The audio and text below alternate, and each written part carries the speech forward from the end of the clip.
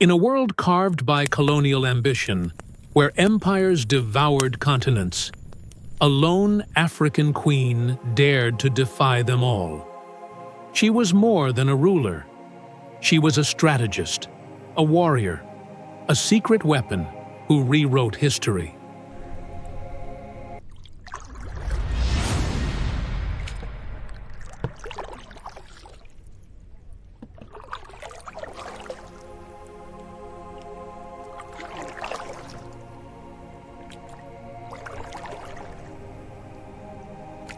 This is Empress Taytu Betul, the woman Europe tried to erase.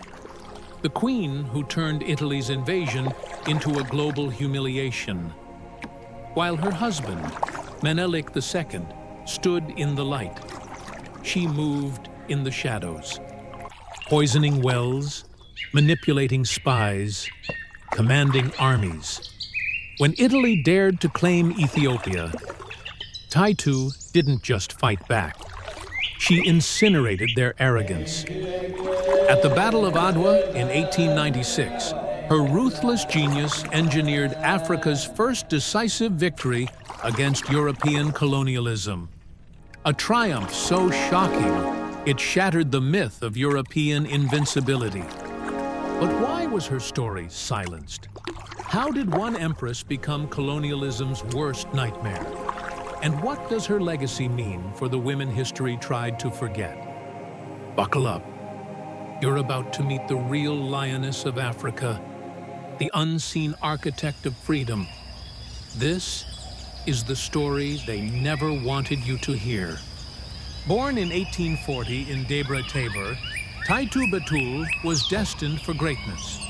A member of Ethiopia's royal Solomonic lineage, a direct descendant of Emperor Lebna Dengel, she inherited a legacy of power and resilience. Educated in the traditions of the Ethiopian Orthodox Church, Taytu mastered Ge'ez, the ancient language of the empire, and immersed herself in the art of statecraft. But Taytu was more than just a learned noblewoman. She possessed an unyielding ambition, a fearless spirit, and an unwavering determination to defend her nation's sovereignty. From a young age, she demonstrated a keen intellect and a sharp understanding of political dynamics, traits that would later define her reign. In 1883, fate intervened, uniting Taytu with Menelik II, the shrewd and ambitious king of Shewa and future emperor of Ethiopia. Their marriage was more than a union of two powerful figures. It was a strategic alliance that would reshape the destiny of Ethiopia.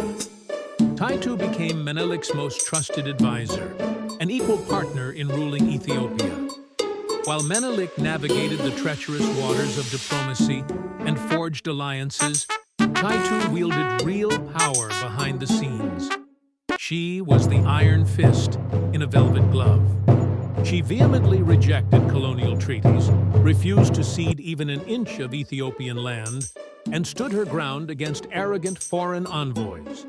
Taytu was the unwavering voice of Ethiopian independence. In 1896, Italy, blinded by colonial hubris, invaded Ethiopia under the false pretense of a manipulated treaty, the Treaty of Wuchale. They believed Ethiopia would be an easy conquest. They were fatally wrong. Taytu Betul was no passive queen awaiting her fate. She personally mobilized 5,000 troops, led an army division with unwavering courage, and meticulously oversaw the logistics of supplies and morale. She was the engine of the Ethiopian war machine. She masterminded a brilliant strategy, poisoning water supplies relied upon by the Italians and disrupting their vital communication lines. Taytu understood that victory required more than just brute force. It demanded cunning and strategic brilliance. At the Battle of Adwa, Taytu inspired thousands with her unwavering bravery and fierce determination. Under her and Menelik's unified command, the Ethiopian army crushed the Italian invaders, delivering a crushing blow to European colonialism. For the first time in modern history, an African nation had not only resisted, but utterly humiliated a European colonial power in battle. Adwa became a beacon of hope for oppressed people worldwide, a testament to the power of unity and resistance. Beyond the battlefield, Taytu was a visionary leader with a deep commitment to her people. Following the victory at Adwa, she embarked on a new mission to build a capital worthy of Ethiopia's newfound status. Legend has it that Taytu discovered the therapeutic hot springs at Filwoha, recognizing their potential to heal and revitalize. Inspired by this discovery, she decreed the founding of Addis Ababa, the new flower, on that very site. Under her wise guidance, Addis Ababa blossomed into Ethiopia's vibrant capital city, a thriving center of commerce, diplomacy, and culture. Taytu's vision shaped the city's development, ensuring its prosperity and well-being. She also championed education, built hospitals to care for the sick, and generously supported the Ethiopian Orthodox Church, demonstrating her unwavering commitment to the spiritual and physical well-being of her people. As Menelik's health began to decline, Taytu effectively ruled Ethiopia in his name, wielding her power with wisdom and compassion. But her strength and influence made her enemies among ambitious nobles who sought to undermine her authority. In 1910, facing mounting pressure from her political rivals, Taytu was forced into retirement at Untold, a place of spiritual reflection and solitude.